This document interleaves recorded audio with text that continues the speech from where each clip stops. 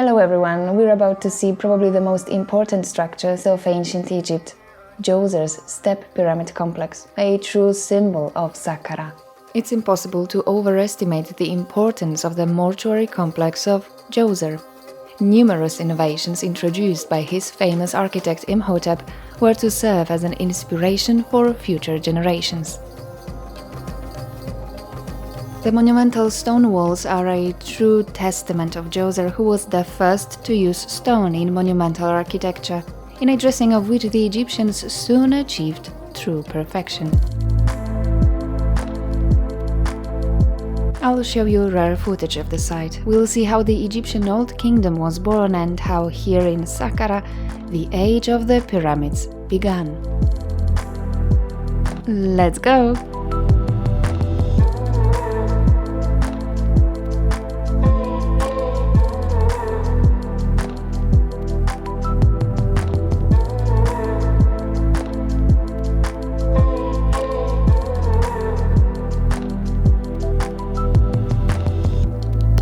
Like all visitors to the step pyramid, we start at a part of the massive enclosure wall, where the entrance to Djoser's funerary complex was located. The 10-meter high, 5-meter thick wall was originally over 1.5 kilometers long. It was covered with perfectly dressed small blocks of Tura limestone. Interestingly, the characteristic 9-meter niches were carved in the stone after the wall was built, rather than shaped during the laying of the blocks. For some reason, the Egyptians were very keen on this particular effect. The niches imitate the facade of an early dynastic king's palace, as found on earlier mud brick walls, as in the case of the funerary complex of Djoser's predecessor, Khafre of the 2nd dynasty at Abydos, on whose monument it was certainly modeled. I showed you Shunet el-Zebib in Abydos in one of the previous episodes, link in the description. However, Djoser built a much larger funeral complex and replaced the mud bricks with stone blocks, forever changing the course of history.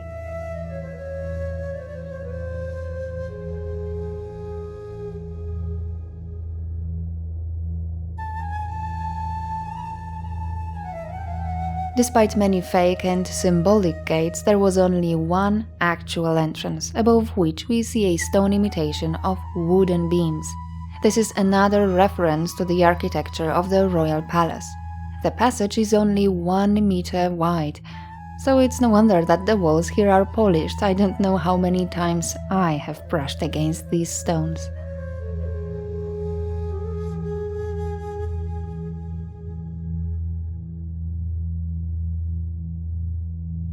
The entrance leads to the hallway, which is decorated with what are believed to be the oldest stone columns ever.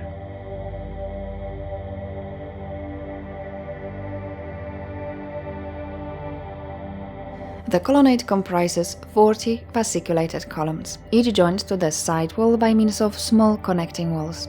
Certainly, this was less an artistic innovation than the result of doubt about the strength of the freestanding column. The full potential of stone was not yet known. The deep niches created in this way probably originally contained statues of the king, perhaps symbolizing the local guardian deities of the Egyptian nomes.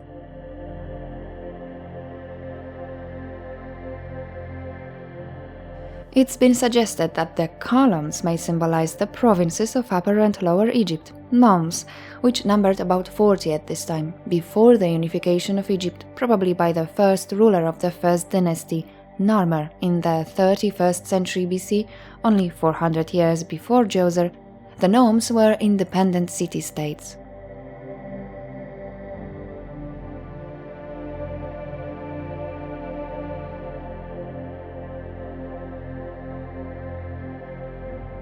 The 6-meter high columns probably imitated those decorating the royal palace, so they were given the shape of wooden ones covered with bundles of reed. But the ancients didn't stop at the shape. Traces of red paint were discovered on the columns and the ceiling, which resembles palm logs placed edgewise.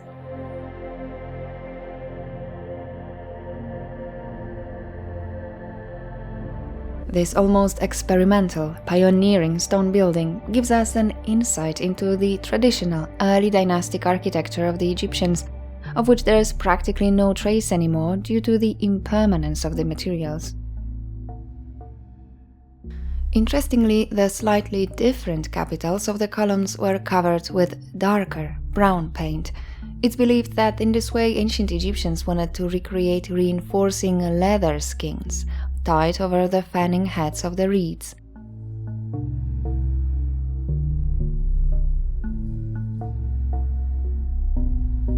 The contrast between the original pieces of limestone and those added during the reconstruction of the columned hall is very visible.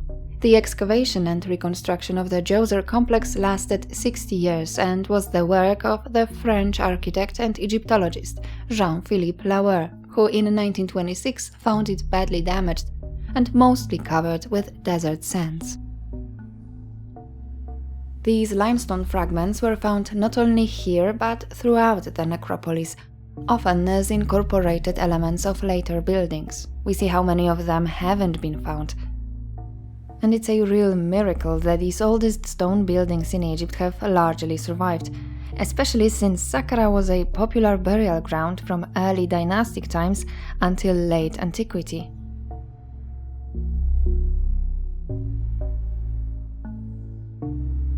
Djoser was generally regarded in later times as the father of the nation, the most venerable of great ancestors. In short, the closer you rest to the divine king, the better for you. There are thousands of tombs around the complex, including many mastabas, 2 royal pyramids from the 5th dynasty, and countless shafts from the late period. Of course, all subsequent constructions led to the devastation of Imhotep's work.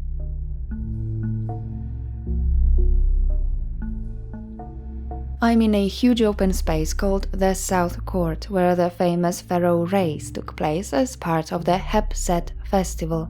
Here we can finally take a closer look at the oldest pyramid in the world, and at the same time, the oldest monumental building made of cut stone.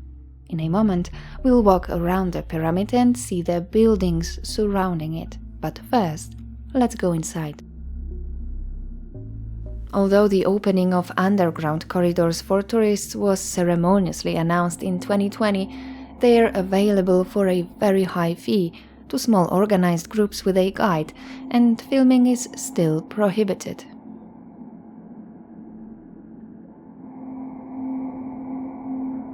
I'll show you the miles-long underground corridor another time. I hope. For now, we have access to the southern corridor running just under the base of the pyramid. The gallery, discovered in 1839 by the British Egyptologist John Perring, is decorated with crudely made columns, probably dating back to the late period, when the tomb was visited by pilgrims.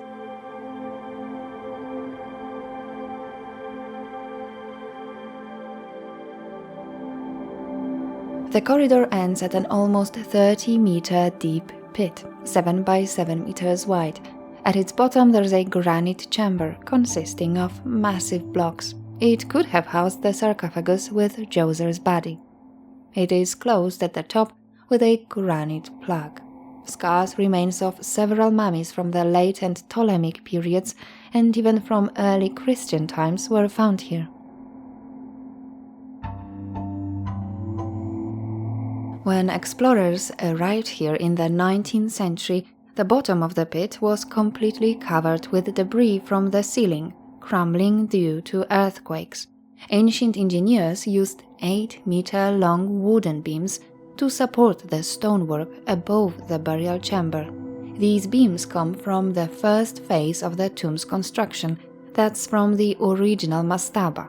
A few of them are still here, thousands of years later. However, some of the wooden elements come from much later Roman times. They are evidence of conservation work on the pyramid already in antiquity.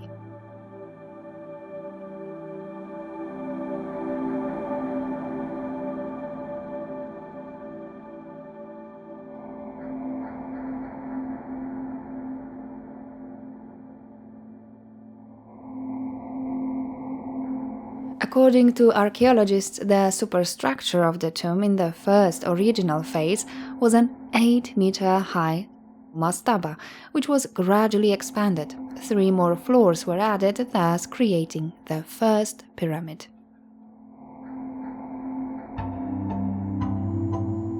Eventually, it was significantly enlarged to a 6-level building with a base of 121 by 109 meters and a height of 62 meters. It was probably the tallest building in the world at that time, but only for several dozen years, until the time of the greatest pyramid builder, the founder of the 4th dynasty, Snefru.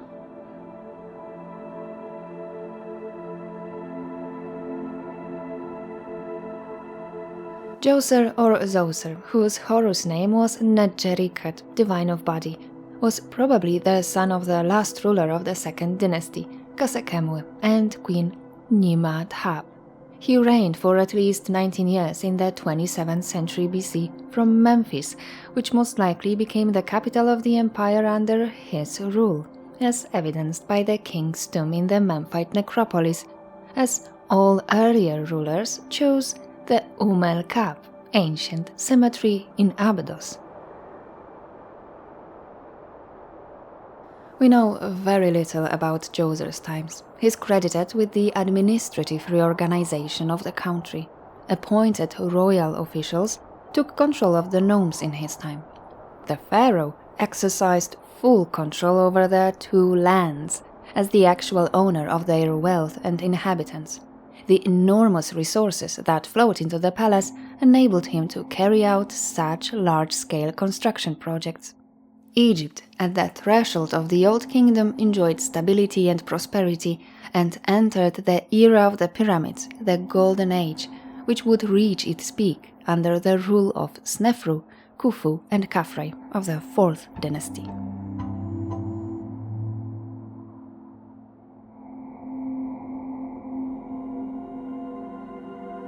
Near the eastern wall of the pyramid, we come across another entrance. It's probably the remains of a mastaba that's older than the pyramid.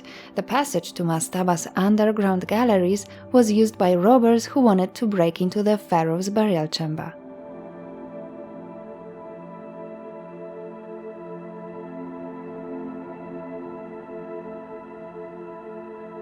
Djoser is credited with promoting the solar cult. Thanks to him, Heliopolitan theology shaped the religiosity of the Egyptians in subsequent centuries. It was also in his times that the priesthood was to develop.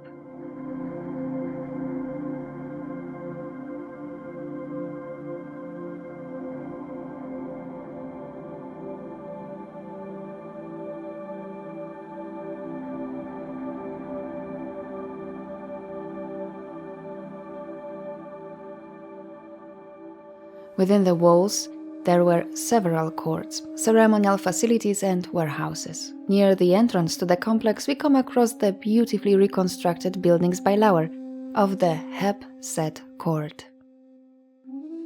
In addition to the first pyramid and the oldest stone columns, he designed functional buildings used to worship both the living ruler and funeral rites, storing goods and products necessary for the functioning of the sanctuary, but also those whose role was symbolic, dummy buildings, solid buildings behind a facade, which, like the false doors, were to be useful to the king only after death, in the afterlife.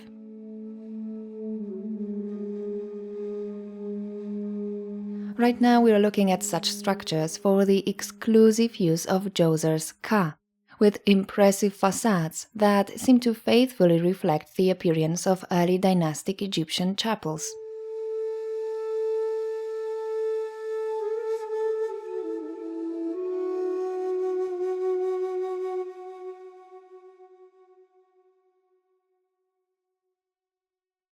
We see tall, slim columns imitating the wooden columns of temples and palaces, supporting a light roof covered with reed mat. This was how they were built already in pre-dynastic times, an example of which is the oldest known Egyptian temple, functioning at least in the beginning of the Naqada III culture in the 32nd century BC, in the city of Nekhen, known as Hierakonpolis, the city of the hawk, perhaps the original capital of the worshippers of Horus, near Edfu. Both the temple's high walls and its vast reed roof were supported by tall cedar columns. Imhotep recreated such a tent-like structure in stone, and here's the result.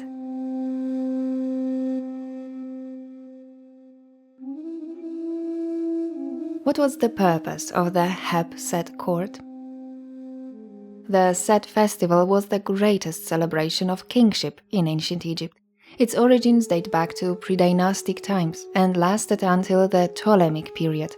Its aim was to renew the power of the reigning king, who might have become depleted over time, threatening the further existence of the state.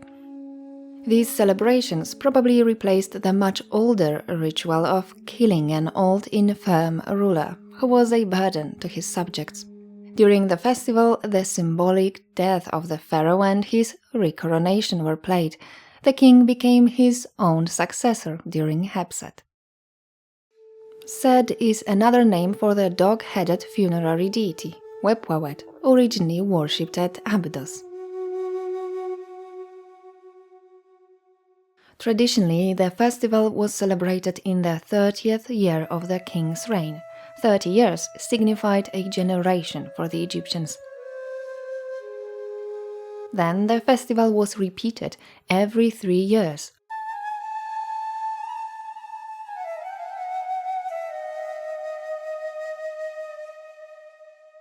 In the open, in front of the crowds, the ruler performed a ritual race alongside the Apis bull, 4 times as ruler of Lower Egypt wearing a red crown and 4 times as ruler of Upper Egypt wearing a white crown. The running route was limited by 2 markers symbolizing the country's borders. In addition to the symbolic religious meaning of the ritual, the king proved his physical predispositions to continue to rule. In the times of Djoser, the festival emphasized the importance of the cult of Horus, of course, but also of Ptah and funerary deities such as Web-Wawet, Saqqara, and Anubis. In the Middle Kingdom, the death and resurrection of Osiris were reenacted, and the king had to raise a large wooden jet pillar. Imhotep III of the 18th dynasty performed this ritual on a large artificial lake in front of his Theban palace in Malkata, on which he sailed on his bark like a dead sun in the afterlife. So he changed the ritual to heighten the solar cult.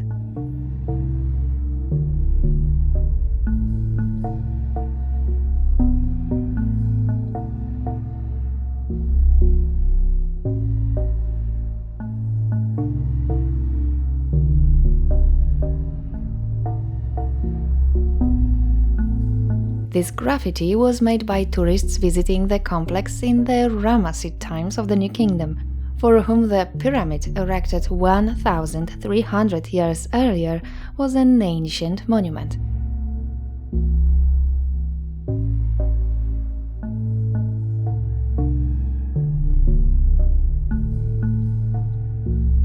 The graffiti is to be found in one of 2 chapels symbolizing great sanctuaries, in Upper Egypt, Hierakonpolis, and Lower Egypt, Buto, the centers of the cult of the vulture Nekhbet and the cobra Wadjet, the protector goddesses of the country.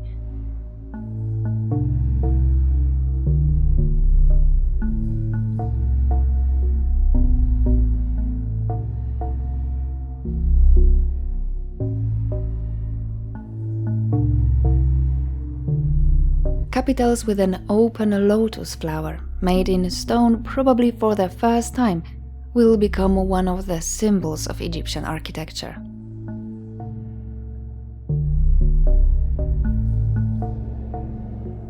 Near the remains of the Pyramid Temple on the northern wall, stirred up with a life-size cast statue of Djoser, which was originally painted.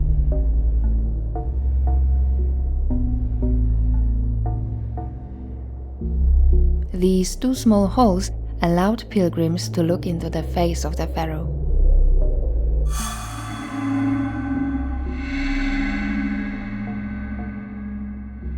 The eyes of the figure were originally inlaid, probably with quartz, as it was done in later cast statues, in the 4th dynasty. The original statue is in the Cairo Museum. It depicts the king wearing linen nemes and a false beard. It also shows the oldest representation of a moustache depicted in sculpture. Here in the courtyard of the cult temple, there's a recently restored entrance to the underground galleries of the pyramid. I'll definitely come back here someday. Okay, let's move on. Opposite the pyramid in the southern court we see the famous Cobra Wall. The beautifully carved frieze depicts Uriai, a royal emblem symbolizing the lower Egyptian goddess Wadjet, as well as the destructive power of the great god, the Eye of Ra.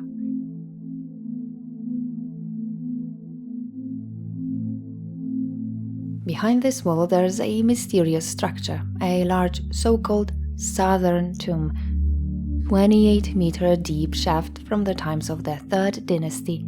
I'll show you this another time.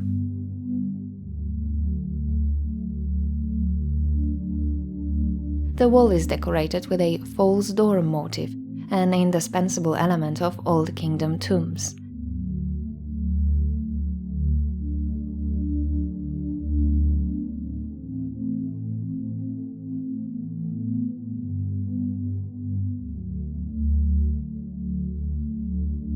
The immediate vicinity of the walls of Djoser's funerary complex is a real field of tombs, especially those from the Old Kingdom.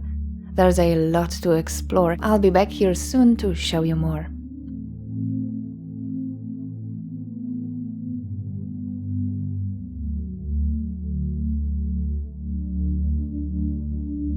The step pyramid and its enclosure wall still dominate the landscape of Saqqara, but they aren't Djoser's only great projects. In fact, Saqqara's largest ancient structure is the huge dry moat surrounding the walls of the complex. It's a vast trench hewn in the bedrock, measuring approximately 750 by 600 meters. As you can see, Djoser has reserved a large piece of desert for himself, covering an area of 37 acres.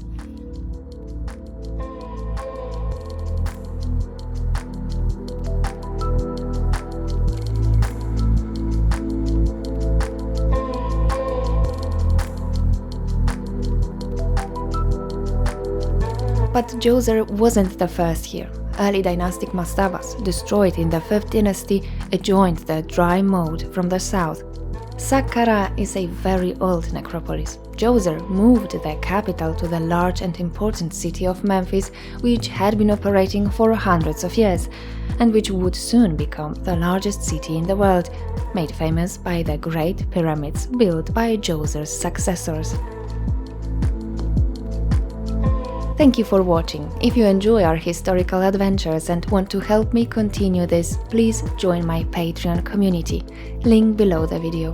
Please like, comment and share my video with your friends. I'd like to thank all the supporters of my channel. And special thanks to my patrons. You are the best. Thanks to you I can create new content. Thank you so much. And if you're new here, I recommend you to watch my videos from other ancient sites, as well as my podcasts about ancient Egyptian beliefs and history. Last but not least, don't forget to subscribe to my channel to be up to date with new episodes.